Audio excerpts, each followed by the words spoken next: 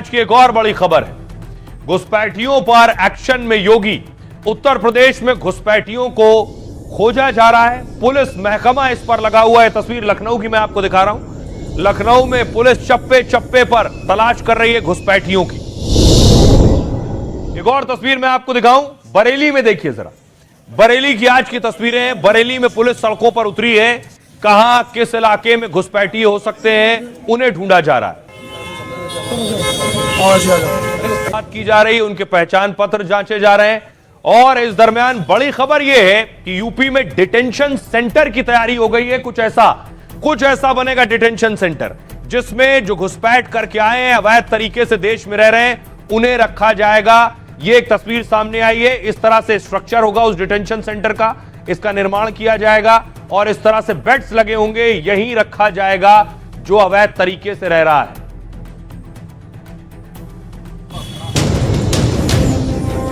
घुसपैठियों को खदेड़ने का योगी मॉडल तैयार है। डिटेंशन सेंटर का खाका बन चुका है। योगी फोर्स मैदान में उतर गई है।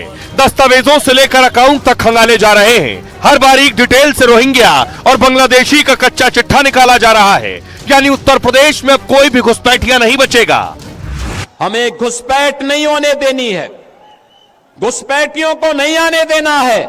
अपने सीमावर्ती क्षेत्रों में घुसपैठियों को निकाल करके बाहर करके और जो भी आपराधिक गतिविधियों में लिप्त होगा उसकी संपत्ति को जब्त करवा करके गरीबों में बंटवाने का काम भी करने का काम करेगी। बाबा का मैसेज क्लियर है। पहले एक एक को उठाएंगे, डिटेंशन सेंटर ले जाएंगे, फिर बॉर्डर पार कराएंगे। मतलब हिंदुस्तानियों के हक पर डाका डालने वालों को योगी बिल्कुल नहीं बख्शेंगे। अब देखिए जरा, ऐसा दिखेगा डिटेंशन सेंटर।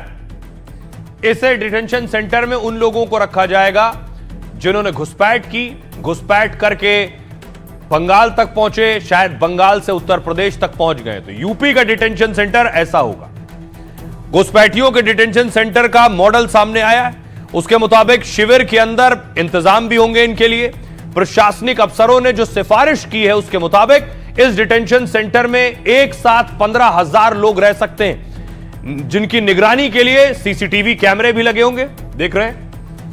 और इस डिटेंशन सेंटर में बायोमेट्रिक सिस्टम लगा होगा इस तरह से, जैसे ये लगा, यानी फेस रिकॉग्निशन और थंब इंप्रेशन के बाद एंट्री होगी, यानी चेहरा भी पहचानेगा और अंगूठा भी।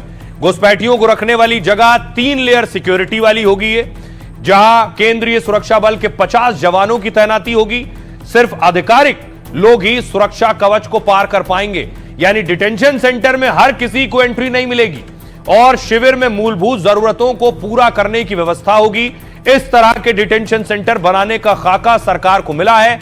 इस डेमो को यूपी के गृह विभाग ने जांच के लिए भेजा है फिलहाल, यानी डेमो की डिजाइन और सुरक्षा पहलू की जांच की जाएगी। जांच में मॉडल पास हुआ तो इसे ही लागू करने की तैयारी है। मतलब यूपी के 17 नगर निकायों में ऐसे ही सेंटर बनेंगे जहां घुसपैठियों को रखने के लिए योगी सरकार ने आदेश दिए हुए हैं। आइए आपको सुनवाऊं, सुनिए जरा योगी आदित्यनाथ के मंत्री क्या कह रहे हैं। बेटे यहाँ की नागरिकता लेकर के देश की अर्थव्यवस्था को, यहाँ की डेमोक्रेसी को बाधित करना चाहते हैं आदि मुख्यमंत्री योगी आदित्यनाथ जी, और कड़ाई के साथ ऐसे सब लोग चेतावनी देने का काम किया है कि किसी भी घुसपैठी को यहाँ पर वोट न बन जाए। ऐसे घुसपैठी को चिन्हित करके और उन सबको प्रदेश से बाहर करने का काम करेंगे। ये मुख्यमंत्री का संकल्प है। अब देखिए जरा, उत्तर प्रदेश में जोर शोर से तैयारी चल रही, क्योंकि योगी आदित्यनाथ अगर एक फैसला लेते हैं, निर्णय लेते हैं, तो उसे जमीन पर उतारने के लिए भी जाने जाते हैं। देखिए यूपी के हापुड़ की तस्वीरें मैं दिखा रहा हूं। हापुड़ में भी पुलिस लगी हुई है, लोगों की जांच कर रही है, पहचान कर रही है। अवैध लोग तो आसपास के इलाकों में नहीं रह रहे हैं।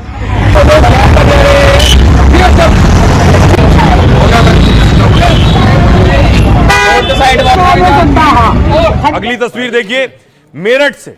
मेरठ में भी पुलिस उन इलाकों में जा रही है जहां झुग्गियां बनी हुई हैं। बहुत से लोग आकर यहां बस जाते हैं, रहने लगते हैं और गलत तरीके से फर्जी आधार और वोटर आईडी कार्ड भी बनवा लेते हैं।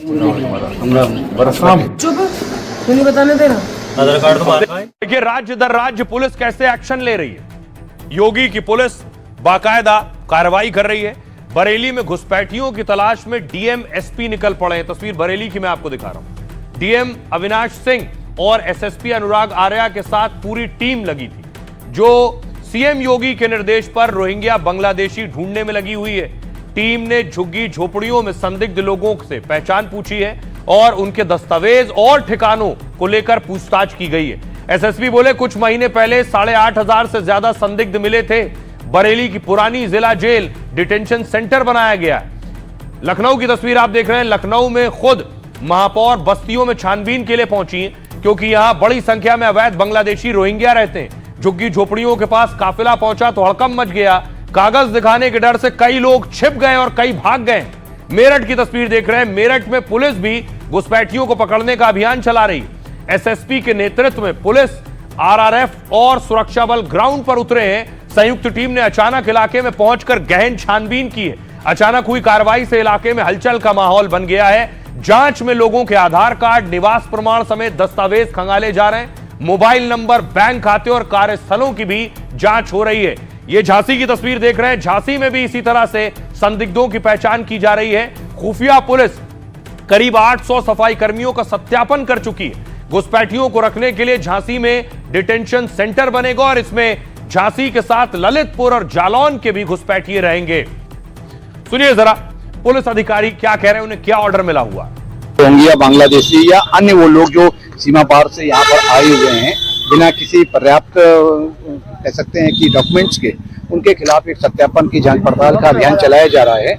यह अभियान पूरे पुलिस प्रशासन के द्वारा पूरे जनपद में, इसके लिए सभी एसडीएम सीओ को भी आवश्यक कार्रवाई करने के लिए कहा गया है और इसके साथ एलआईयू, इंटेलिजेंस और इसकी अन्य टीमें भी इसमें लगी हुई हैं। जो भी बाहरी व्यक्ति मिलता है, अगर वो संदिग्ध लगता है तो उसके डॉक्यूमेंट्स को वेरीफाई करने के लिए, और अगर वो इलीगल बांग्लादेशी या रोहिंग्या है तो जो मिनिस्ट्री ऑफ होम अफेयर्स, गृह मंत्रालय की गाइडलाइंस है उसके अनुसार उसका वेरिफिकेशन करा के उसको डिपोर्ट करने की जो प्रक्रिया है वो अमल में लाई जाएगी। इसके लिए सभी को निर्देशित किया गया है। आईडी कार्ड लिया जाता है, प्रतिलिपि ली जाती है उसकी, साथ ही इनके पारिवारिक जो डिटेल है वो नोट किए जाते हैं और जहाँ से आए हैं विशेष करके गैर प्रदेश से यानी कि प्रदेश के बाहर से, वहां पर इनकी जो आईडी है उसे भेजकर सत्यापित करवाया जाता है। यदि इस दौरान अभियान में कोई प्रकार का व्यक्ति पाया जाता है जिसके पास कोई परिचय पत्र नहीं है तो उसके विरुद्ध नियमानुसार विधिक कार्रवाई की जाती है। लेकिन कई बार घुसपैठियों को भेजने में दूसरी दिक्कतें भी आती हैं। जैसे उदाहरण के लिए मैं आपको दिखाऊं, यह तस्वीर आप देख रहे हैं। बांग्लादेश से इन्हें बांग्लादेश भेजा गया। ये सोनाली खातून है, इन्हें बांग्लादेश भेजा गया, यहां पकड़ा गया था और बांग्लादेश इन्हें वापस डिपोर्ट किया गया। यह वो तस्वीर है जब इन्हें भेजा जा रहा था, लेकिन कोर्ट ने कहा इन्हें वापस लेकर आया जाए। यह मामला कोर्ट तक पहुंचा और देखिए जरा क्या हुआ कोर्ट में, क्या कहा कोर्ट ने और क्यों सोनाली खातून को वापस लाने के लिए कहा गया। यह तस्वीर सोनाली की देख रहे हैं। सोनाली खातून के साथ उनका बच्चा और परिवार के 5 लोग थे, जिन्हें बांग्लादेशी होने के शक में 18 जून को दिल्ली से पकड़ा गया। इसके बाद 27 जून को उन्हें सीमा पार बांग्लादेश भेज दिया गया, जहां बांग्लादेश पुलिस ने उन्हें गिरफ्तार कर लिया। इसके खिलाफ सोनाली के पिता कोलकाता हाईकोर्ट पहुंचे। याचिका में उन्होंने दावा किया कि वो सभी हिंदुस्तानी हैं। कहा 20 साल से हमारा परिवार दिल्ली कोलकाता में रह रहा है। हाईकोर्ट ने केंद्र को परिवार को भारत लाने का आदेश दिया। इस आदेश को केंद्र सरकार ने सुप्रीम कोर्ट में चुनौती दी, लेकिन जज ने कहा कानून इंसानियत से बड़ा नहीं है। कानून को कभी कभी इंसानियत के आगे झुकना होता है। कोर्ट ने आदेश दिया बांग्लादेश भेजी गई गर्भवती को वापस लाया जाए, जिसे मानकर केंद्र ने कहा सरकार सोनाली को बेटे के साथ आने देगी। उधर रोहिंग्या मामले पर सुनवाई के दौरान सीजीआई ने बहुत सख्त टिप्पणी की। सीजीआई ने कहा घुसपैठी आए तो क्या रेड कारपेट बिछाकर स्वागत करें? अगर कोई घुसपैठी है तो क्या हमें उसे यहां रखने का दायित्व है? रोहिंग्या की तुलना घुसपैठियों से करने पर पूर्व जज नाराज हो गए। 20 से ज्यादा पूर्व जज, वकील, शिक्षाविदों ने सीजीआई को खत लिख दिया। कहा रोहिंग्या जुल्म और अत्याचार से भागे हुए लोग हैं। सीजीआई सभी का सम्मान करें और संवैधानिक प्रक्रिया का पालन करें। अब आपको दिखाऊं, इस बीच एक और तस्वीर सामने आई जो महिला पाकिस्तानी है और पीएम मोदी से गुहार लगा रही है। यह तस्वीर आप देख रहे हैं। पाक महिला की मोदी से गुहार है कि इनके पति जो भारतीय हैं, शादी करके भारत आ गए हैं और इन्हें अपना नहीं रहे। अगली तस्वीर मैं आपको दिखाऊं, यह शादी की तस्वीर है निकिता और विक्रम की। विक्रम ने निकिता से शादी की। निकिता पाकिस्तान की है, सिंधी समुदाय से आती हैं, लेकिन अब उनके पति ने उन्हें ठुकरा दिया है। तस्वीर देखिए जरा, निकिता पीएम मोदी से मदद की गुहार लगा रही हैं। कभी भी अपने घर में, क्या कोई भी लड़की अपने ससुराल से अपने माँ बाप के घर आएगी तो क्या वो कभी भी अपने घर नहीं जा पाएगी? मैं आज श्री नरेंद्र मोदी जी से, रिस्पेक्टेड किशोर कोडवानी जी से आज फिर से अपील करती हूँ कि आप प्लीज़ इसके ऊपर सख्त कार्रवाई करें और प्लीज़ विक्रम नागदेव को पाकिस्तान डिपोर्ट किया जाए और उसकी इनलीगल स्टेप के लिए उसके ऊपर सख्त कार्रवाई की जाए। मैं आज श्री नरेंद्र मोदी जी से, रिस्पेक्टेड किशोर कोडवानी जी से आज फिर। आइए अब मैं आपको बताता हूं कि आखिर निकिता के साथ हुआ क्या। दरअसल निकिता पाकिस्तान में है। पाकिस्तानी महिला का पति मध्य प्रदेश के इंदौर में रहता है, लंबे समय से लॉन्ग टर्म वीजा पर है और कारोबार करता है। दावा है विक्रम नागदेव ने इंदौर में संपत्ति भी खरीद ली है और लेकिन अब उसकी पत्नी निकिता उसे पाकिस्तान बुला रही है। इसके लिए उसने मोदी सरकार से मदद की गुहार लगाई है। साथ ही कराची से जारी वीडियो में कहा है मेरे पति को पाकिस्तान भेज दो। निकिता ने कहा विक्रम से मेरी शादी 26 जनवरी 2020 में हुई। हमने पाकिस्तान में ही हिंदू रीति रिवाज से शादी की थी। 1 महीने बाद विक्रम नागदेव मुझे अपने साथ भारत ले आया, लेकिन कोरोना काल में जबरन पाक भेजा, फिर बुला ही नहीं रहा है। दावे के मुताबिक निकिता को ससुराल वालों ने परेशान किया। उसने कहा मेरे पति का अपनी ही रिश्तेदार से अफेयर चल रहा है। विक्रम के पिता को बताया तो बोले लड़कों के अफेयर होते रहते हैं। निकिता का कहना है कि उसके पति ने फिर सगाई कर ली है। शिवांगी नाम की लड़की से मार्च 2026 में वो शादी करने वाला है। इंदौर में सिंधी पंचायत को महिला ने ऑनलाइन शिकायत भी की है, लेकिन पंचायत और इंदौर कलेक्टर भी बड़ा एक्शन नहीं ले पाए। इसलिए पाकिस्तानी महिला ने सरकार से मदद की मांग की है। कहा है अगर पति को नहीं भेजा तो कोर्ट की शरण में जाऊंगी। हालांकि उसके पति ने कहा है कि मुझे वो किडनैप करना चाहते हैं, पाक बहुत महंगा है, वहां लूटपाट होती है, मैं वापस नहीं जाऊंगा। आइए आपको सुनवाता हूं, सुनिए जरा निकिता क्या कह रही है। मैं 26 फरवरी को विक्रम नागदेव के साथ इंडिया आई थी।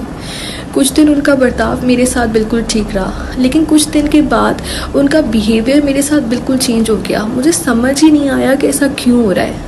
हर दिन मैं फिजिकल अब्यूज़ का शिकार होती रही। मुझे कुछ समझ ही नहीं आ रहा था मैं क्या करूं। जो लड़की 1 महीने के लिए अपने माँ बाप से मिलने आई थी, उसका पूरा जीवन इस तरह से लुट गया। क्या कोई भी लड़की अपने ससुराल से अपने माँ बाप के घर आएगी तो क्या वो कभी भी अपने घर नहीं जा पाएगी? आज श्री नरेंद्र मोदी जी से, रिस्पेक्टेड किशोर कोडवानी जी से आज फिर से अपील करती हूँ कि आप प्लीज़ इसके ऊपर सख्त कार्रवाई करें। और आइए खबरों में आगे बढ़ते हैं। आज की एक और बड़ी खबर है। कल डिनर हुआ, आज बवाल हुआ। मैं आपको दिखाऊं डिनर के न्योते पर क्यों तकरार हो गई। तस्वीर देखिए जरा, बवाल की तस्वीर मैं आपको दिखा रहा हूं। अगली तस्वीर मैं आपको दिखाऊं कि आखिर हुआ क्या। यह तस्वीर आप देख रहे हैं, ये कल डिनर दिया गया था। राष्ट्रपति ने डिनर दिया था, पुतिन को यह डिनर दिया था और इस डिनर में राहुल गांधी को न्योता नहीं मिला। अगली तस्वीर देखिए जरा, इस डिनर में शशि थरूर पहुंचे थे। देख रहे हैं शशि थरूर, उनके साथ निर्मला सीतारमण। उसी रात्रि भोज की तस्वीरें हैं जिसमें पुतिन भी मौजूद थे। राहुल गांधी को नहीं बुलाया, लेकिन इस पर बवाल हुआ।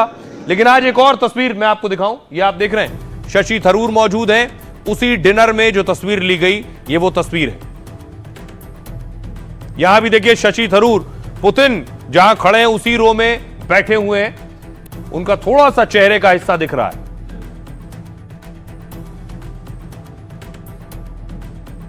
अब मैं आपको बताऊंगा ये बवाल क्यों हुआ ग्राफिक्स के जरिए।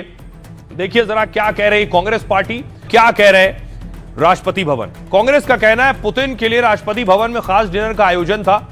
पीएम मोदी के साथ कैबिनेट के कई बड़े नेता शामिल हुए, लेकिन राहुल और खड़गे को निमंत्रण नहीं भेजा गया।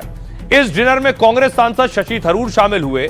साथ ही राहुल को निमंत्रण नहीं देने पर कांग्रेस का सरकार पर आरोप है। सरकार रोजाना प्रोटोकॉल तोड़ राजनीति कर रही है। खड़गे को G20 के डिनर में नहीं बुलाया गया था। राहुल ने खुद इसको लेकर सरकार पर आरोप लगाए थे। सरकार विदेशी नेताओं से नेता विपक्ष को मुलाकात नहीं करवाती है। उनसे कहती है कि वो लोकसभा के नेता प्रतिपक्ष से ना मिले। इसका कारण सरकार की असुरक्षा है। सरकार ने कहा, राहुल के आरोपों को खारिज किया सरकार ने।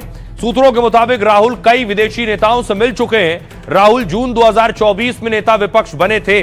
राहुल गांधी कम से कम 4 विदेशी राष्ट्राध्यक्षों से मिल चुके हैं। विदेशी नेता जिनसे मिलना चाहते हैं वो उनसे मिलते हैं। किसे बुलाना है और किससे मिलना है, यह फैसला विदेशी डेलीगेशन लेता है। सरकार ने कहा इस फैसले में सरकार की कोई भूमिका नहीं होती है। थरूर को न्योता भेजने पर भी तर्क सामने आया सरकार का। थरूर विदेश मामलों की समिति के प्रमुख हैं, इसलिए न्योता दिया गया। इस वजह से उन्हें डिनर के लिए इनवाइट किया गया था। राष्ट्रपति भवन की तरफ से क्या कहा गया? निमंत्रण पर राष्ट्रपति भवन से सफाई आई और कि आखिर राहुल को क्यों निमंत्रण नहीं भेजा गया। सूत्रों के मुताबिक आमंत्रण किसी पद का अधिकार नहीं है। किसी को आमंत्रण भेजना राष्ट्रपति भवन का विशेषाधिकार है। सूत्रों के मुताबिक पूर्व अनुभवों पर भी न्योता निर्भर करता है। नेता प्रतिपक्ष पहले कई समारोह में शामिल नहीं हुए हैं। गणतंत्र दिवस, मुख्य न्यायाधीश के शपथ ग्रहण समारोह में मौजूद नहीं थे। जब राष्ट्रपति किसी को व्यक्तिगत रूप से आमंत्रित करते हैं तो उस आमंत्रण का सम्मान होना बेहद जरूरी है। आइए सियासतदान इस पर क्या कहना सुनिए। ये कई सालों से चल रहा है। विदेश मामलों की स्टैंडिंग कमेटी के चेयरमैन को राष्ट्रपति भवन के कार्यक्रम में बुलाया जाता है। प्रणब मुखर्जी के वक्त से ही मैं कई मौकों पर आया हूँ।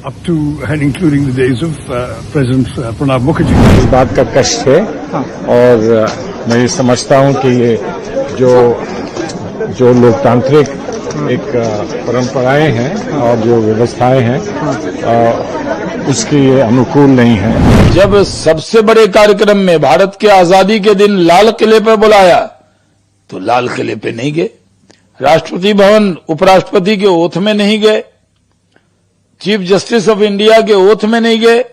जब बुलाते हैं तो आते नहीं और जब नहीं बुलाते हैं तो शिकायत करते रहते हैं। लाल किले पर नहीं आते तो आपको कोई हक नहीं है ये कहने का कि आपको बुलाया नहीं गया। जब बुलाया गया स्वतंत्रता दिवस पर तब आपके पास वक्त नहीं था। राहुल गांधी की जगह पर अगर मोदी जी या राजनाथ सिंह जी होते, अमित शाह जी होते और अगर ऐसा उन्होंने तब की सरकार ने किया होता तो मेरी प्रतिक्रिया भिन्न नहीं होती। इस देश को एक मैसेज दुनिया को देना है कि हमारी डेमोक्रेसी चुनाव तक हम लड़ते हैं, चुनाव के पश्चात साझा सोच है, साझा विचारधारा है। और आइए अब आपको बताऊं इस पर सियासतदान क्या कह रहे हैं। आखिर राहुल गांधी को नहीं बुलाने पर लेकर सबसे पहले देखिए जयराम रमेश कह रहे हैं ना तो लोकसभा में नेता प्रतिपक्ष और ना ही राज्यसभा में नेता प्रतिपक्ष को भोज के लिए आमंत्रित किया गया है। वो कह रहे हैं ये लोकतांत्रिक परंपराओं के खिलाफ है। संबित पात्रा कह रहे हैं नेता विपक्ष के तौर पर उनका बयान गैर जिम्मेदाराना है। राहुल के दावे तथ्यों पर आधारित नहीं है। पवन खेड़ा ने कहा यह बेहद हैरान करने वाली बात है। उन्होंने कहा लेकिन हमें अब हैरानी भी नहीं होती है क्योंकि यह सरकार सभी प्रोटोकॉल तोड़ने की आदी हो चुकी है। शशि थरूर ने कहा मुझे नहीं पता निमंत्रण देने का आधार क्या है। उन्होंने कहा लोकतंत्र में परंपराओं और प्रोटोकॉल का पालन होना चाहिए। साथ ही पुतिन के लिए आयोजित भोज में अच्छा लगा। थरूर ने कहा रूसी प्रतिनिधिमंडल से बातचीत करने का भी मौका मिला है। इमरान मसूद ने कहा शशि थरूर को पता है कि वो क्या कर रहे हैं। मैं पार्टी लाइन का पालन करने वाला व्यक्ति हूं। तो इस पर सियासत भी हो रही है। बीजेपी ये भी कह रही है कि बहुत से मौके थे, 15 अगस्त का मौका था जहां राहुल गांधी नहीं गए, कुर्सी खाली रही।